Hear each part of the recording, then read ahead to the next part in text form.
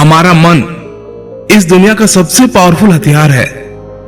हमारे जीवन के प्रत्येक घटना के साथ सिर्फ और सिर्फ हमारा मन जुड़ा होता है। इस दुनिया में जितने भी ज्ञानी हुए, जितने भी सक्सेसफुल लोग बने, सिर्फ और सिर्फ अपने मन की शक्ति के कारण ही बने। लेकिन हम में से बहुत से लोग क्यों इन शक्तियों को समझ नहीं पाते हैं? बुद्ध कहते हैं, हम भी इंसान हैं, आप भी इंसान हैं। हमारे अंदर, आपके अंदर, सबके अंदर समान शक्ति है। लेकिन क्यों हम उसे समझ नहीं पाते हैं? जो इन शक्तियों को समझ गया वह ज्ञानी बन गया। जो अपने मन की शक्तियों को संग्रह करना सीख लिया, उसके लिए उसका जीवन आसान हो जाता है। वह अपने जीवन में जो कुछ भी चाहता है उसे वह पा लेता है। गौतम बुद्ध कहते हैं कि सभी में बुद्ध बनने की योग्यता है, क्योंकि वह जानते हैं कि शक्ति वो हर इंसान में मौजूद है। लेकिन उस शक्ति का सही उपयोग हम नहीं कर पाते हैं। कुछ शक्तियों का उपयोग हम कर लेते हैं और कुछ शक्तियों को हम व्यर्थ में ही छोड़ देते हैं। आइए इसे एक छोटी सी कहानी से समझते हैं। इस कहानी को अंत तक जरूर समझना। अगर आपने इसे समझ लिया तो आप अपने जीवन में अपने मन के द्वारा, अपने मन की शक्तियों के द्वारा बहुत कुछ कर सकते हैं, बहुत कुछ पा सकते हैं। एक गुरु का शिष्य अपने गुरु की तरह बनना चाहता था। गुरु भी अपने उस शिष्य को अपने से महान बनना देखना चाहते थे, इसलिए उन्होंने हर तरह की शिक्षा उसे दी। लेकिन शिष्य को बहुत ही जल्द बहुत कुछ बनना था। शिष्य को हमेशा लगता था कि गुरु उसे सब कुछ नहीं बता रहे हैं, जिस कारण वो सफल नहीं हो पा रहा है। तब उसने सोचा, क्यों ना मैं गुरु का पीछा करूं। वो दिन भर क्या क्या करते हैं, क्यों ना मैं उन्हें देखूं। तब से वे छुप छुप कर गुरुदेव को देखने लगे। सुबह उठने से लेकर शाम तक गुरु क्या क्या करते थे, कहां जाते थे, कैसे ध्यान करते थे, कैसे भोजन करते थे, क्या बोलते थे, किस तरह चलते थे, ये सभी चीजें उनका शिष्य उसे छुप छुप कर देखने लगा। और वह भी वही सब कुछ करने लगा जो उसके गुरु दिनचर्या में करते थे। एक दिन गुरु ने सुबह देखा कि उनका शिष्य उनके साथ साथ चल रहा है। वह भी उस नदी में नहाया जहां पर गुरुदेव नहा रहे थे। वह भी उस चट्टान पर पहुंचा जहां पर बैठकर गुरुदेव ध्यान करते थे। और गुरु के चट्टान पर बैठने से पहले ही वह उस चट्टान पर बैठ गया और ध्यान करने लगा। यह देखकर गुरुदेव मुस्कुराए और वहीं पास के ही दूसरे चट्टान में जाकर बैठ गए और ध्यान करने लगे। शिष्य ने सोचा कि गुरुदेव कुछ कहेंगे, लेकिन किसी की आवाज ना आते देख उसने अपनी आंखें खोलकर देखा।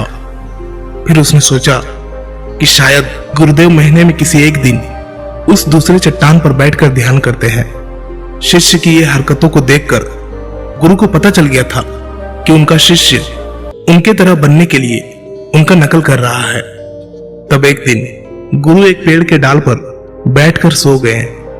शिष्य ने सोचा शायद रात में पेड़ के डाल पर सोने से कुछ प्रभाव पड़ता होगा, इसीलिए गुरुदेव वहां पर सोए हैं। और वह भी उसी पेड़ की दूसरी डाल पर जाकर सो गया। रात को कुछ गिरने की आवाज आई।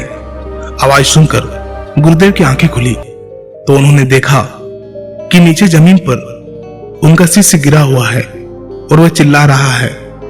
उन्होंने शिष्य को उठाया और कहा कि जब भी तुम बिना सोचे समझे किसी दूसरे के राह पर चलते हो या उसकी नकल करने की कोशिश करते हो, तब तुम ऐसे ही गिरोगे जैसे आज गिरे हो। शिष्य ने कहा, गुरुदेव मैं तो सिर्फ आपकी तरह बनने की कोशिश कर रहा था। गुरु ने कहा कि तुम अगर बंदर की तरह नकल करने लगोगे तो हो सकता है कि बहुत प्रयासों के बाद हर काम करने लगो जो बंदर करते हैं। पर क्या इंसान होने के बावजूद बंदर होना उचित होगा? शिष्य ने कहा, नहीं गुरुदेव, इंसान बनना ही ज्यादा उचित है। लेकिन गुरुदेव मैं अपने मकसद में कैसे सफल बन सकता हूं? मैं कैसे अपने आप को जान सकता हूं, पहचान सकता हूं? मैं तो बस यह देख रहा था कि आप क्या करते हैं, शायद उससे मुझे कोई रास्ता मिल जाए। गुरु ने कहा, जिस प्रकार शरीर को चलाने के लिए भोजन की आवश्यकता होती है। भोजन अगर शुद्ध है तो शरीर में शक्ति भी शुद्ध होती है। हमारा शरीर स्वस्थ रहता है, शक्तिशाली रहता है, बलवान रहता है। उस शरीर से जो भी कार्य करना चाहो तुम करवा सकते हो। लेकिन तुम खराब, सड़ा गला रखा हुआ बासी खाना खाओगे तो क्या होगा? शिष्य ने कहा, शरीर की शक्ति खत्म हो जाएगी, हमारा शरीर बीमार पड़ जाएगा। फिर गुरु ने कहा, इसी तरह हमारे पास मन की शक्ति होती है और इसमें इतनी शक्ति होती है कि कुछ भी पाया जा सकता है, कुछ भी बना जा सकता है, अपने आप को जाना जा सकता है, पहचाना जा सकता है, बुद्धत्व को प्राप्त किया जा सकता है। लेकिन मन की शक्तियों को नापा या तोला नहीं जा सकता है। शिष्य ने कहा, आप तो ज्ञानी हैं, ध्यानी हैं, इसलिए आपके पास मन की शक्तियां हैं जिनका उपयोग आप कर सकते हैं। लेकिन हम उपयोग करते हैं तो कुछ भी नहीं होता। गुरु ने कहा, शक्ति तो तुम्हारे पास भी है और उतनी ही है जितनी मेरे पास है या किसी और के पास है। तो गुरुदेव, फिर हम सभी लोग कामयाब क्यों नहीं होते? हमारे जैसे बहुत से लोग हमेशा असफल होते रहते हैं, ऐसा क्यों? गुरु ने कहा, क्योंकि मन की शक्तियों का हम सही तरीके से उपयोग नहीं कर पाते हैं, बल्कि मन की शक्तियां हमारा उपयोग कर लेती है। शिष्य ने कहा, क्या आप मेरे मन की शक्तियां दिखा सकते हैं? क्योंकि मैं इसे समझ नहीं पा रहा हूं। गुरुदेव बोले, हाँ बिल्कुल, मैं बिल्कुल दिखा सकता हूं, पर इसके लिए तुम्हें मेरा एक काम करना होगा। क्या तुम कर सकोगे? शिष्य ने कहा, हाँ अवश्य करूंगा। मुझे क्या करना है? गुरु ने कहा, ज्यादा कुछ नहीं करना है, बस इतना ही करना है कि जितने भी विचार तुम्हारे मन में आए उन विचारों को एक एक लकड़ी के समान समझना है और उन लकड़ियों को उठाकर उस झोपड़ी पर रखते जाना है। और यह तुम्हें पूरे 1 महीने के लिए करना होगा। ध्यान रहे, एक विचार के लिए एक लकड़ी का होना आवश्यक है। जैसे कोई भी विचार से कोई लकड़ी छूट न जाए। एक काम और करना, अपने उस विचारों को जो तुम्हें ज्ञान और ध्यान प्राप्त करने के लिए आए, उन विचारों की लकड़ियों को तुम्हें उन झोपड़ियों के बाहर रखना होगा। शिष्य ने कहा, जो आज्ञा गुरुदेव, आप जैसे कह रहे हैं मैं वैसा ही करूंगा। और शिष्य ने विचारों को देखना और उन विचारों से लकड़ियों को उठाकर झोपड़ी में रखना शुरू कर दिया। धीरे धीरे 1 महीना बीत गया और शिष्य पूरा 1 महीना बीतने के बाद शिष्य गुरु के पास गया और बोला, गुरुदेव, 1 महीना हो चुका है, जैसा आपने कहा था मैंने बिल्कुल वैसा ही किया है। अब आप मुझे मेरे मन की शक्तियों को दिखाएं। गुरु शिष्य के साथ उस झोपड़ी पर पहुंचे। गुरु ने देखा कि पूरी झोपड़ी छोटी छोटी लकड़ियों से भर गई है, यहां तक कि कुछ लकड़ियां बाहर भी गिरी हुई है। गुरु ने कहा, वह लकड़ियां कहां हैं जो तुम्हारे ज्ञान और ध्यान के विचारों की है? शिष्य ने बाहर पड़ी कुछ लकड़ियों को लाकर गुरुदेव को दिया और बोला, यह वही लकड़ियां है।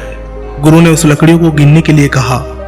जब शिष्य ने ज्ञान और ध्यान की लकड़ियों को गिना तो वो 26 लकड़ियां पाया। गुरु ने कहा, बस तुम्हें एक काम और करना है, यह काम बहुत छोटा सा है, क्या तुम कर सकोगे? शिष्य ने कहा, जी गुरुदेव, आप जो कहेंगे मैं जरूर करूंगा, बताइए मुझे क्या करना है। गुरु बोले, ये जो लकड़ियां तुमने इकट्ठे किए हैं, इसे एक साथ बांधकर उस नदी में फेंक कर आओ। गुरु की ये बात सुनकर शिष्य घबरा गया और बोला, गुरुदेव, ये कैसे हो सकता है? इतनी लकड़ियों का भार मैं कैसे उठा पाऊंगा? गुरु बोले, क्यों नहीं उठा पाओगे? जब इतने विचारों का भार तुम दिमाग में रखकर घूमते हो तो इन लकड़ियों को क्यों नहीं उठा सकते? शिष्य ने कहा, लेकिन गुरुदेव, विचारों में तो वजन नहीं होता। गुरु बोले, विचारों में भी वजन होता है। देखो, तुम्हारे बेकार के विचारों के नीचे तुम्हारे मकसद के विचार, ध्यान और ज्ञान के विचार कितने हैं?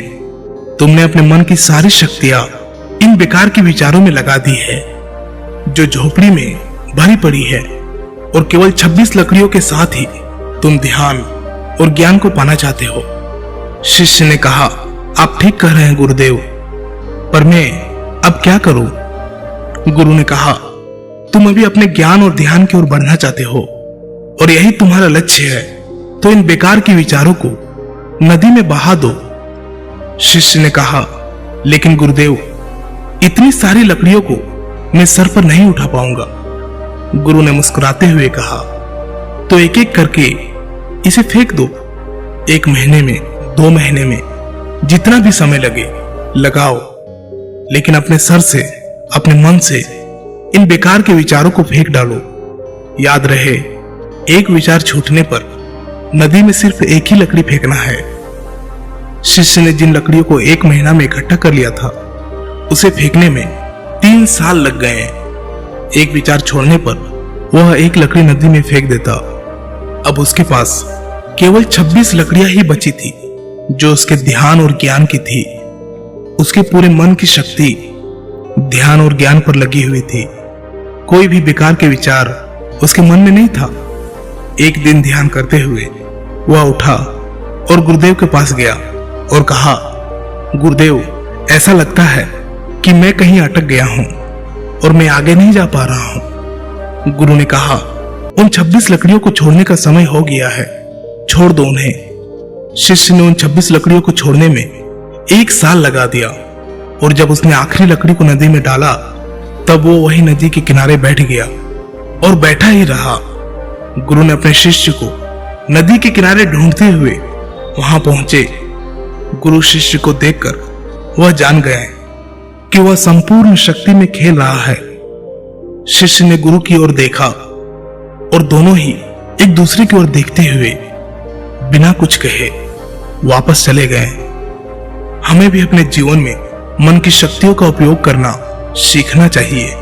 अगर हमने ऐसा कर लिया तो हम जीवन में वो सभी असंभव काम, जो कुछ भी हम पाना चाहते हैं, हम उसे पा सकते हैं। हमारी शक्ति हजारों लाखों विचारों के रूप में हमारे मन में बिखरी पड़ी है। इसमें कुछ अच्छे विचार भी है, कुछ बुरे विचार भी है। बस हमें अपने अच्छे विचारों को पकड़ना है। अगर हम अच्छे विचारों को नहीं पकड़ेंगे तो बुरे विचार तुरंत ही हमारे पर असर डालने लगेगा और हम नकारात्मकता की ओर, नेगेटिव एनवायरनमेंट की ओर बढ़ते चले जाएंगे। इसलिए भगवान बुद्ध बोलते हैं कि जब भी आपके मन में अच्छे विचार आए, उसे तुरंत पकड़े, उन विचारों पर तुरंत काम करना प्रारंभ कर दे। मन की शक्तियों का उपयोग करना बहुत ही सरल है। बस आपको उतना ही करना है जो आपको सबसे ज्यादा सटीक लगे। लेकिन हम एक काम के साथ हजारों कामों को करने लगते हैं और उसी में हम डिस्ट्रैक्ट भी हो जाते हैं, हम विचलित भी हो जाते हैं, और इस वजह से हमारे मन की सारी शक्तियां बिखर जाती है। इसीलिए आप किस काम के लिए बने हैं उसे समझे। भगवान आपको जिस काम के लिए बनाया है, वैसे विचार आपके मन में बार बार आएंगे। बस जरूरत है आपको उसे पकड़ने की, आपको उसे समझने की, उसे सही दिशा निर्देश देने की। दोस्तों, इस कहानी से आपने क्या समझा? अपने विचारों को, अपनी भावनाओं को एक कमेंट के माध्यम से जरूर बताएं। क्या पता आपके एक कमेंट से किसी का जीवन बदल जाए। धन्यवाद।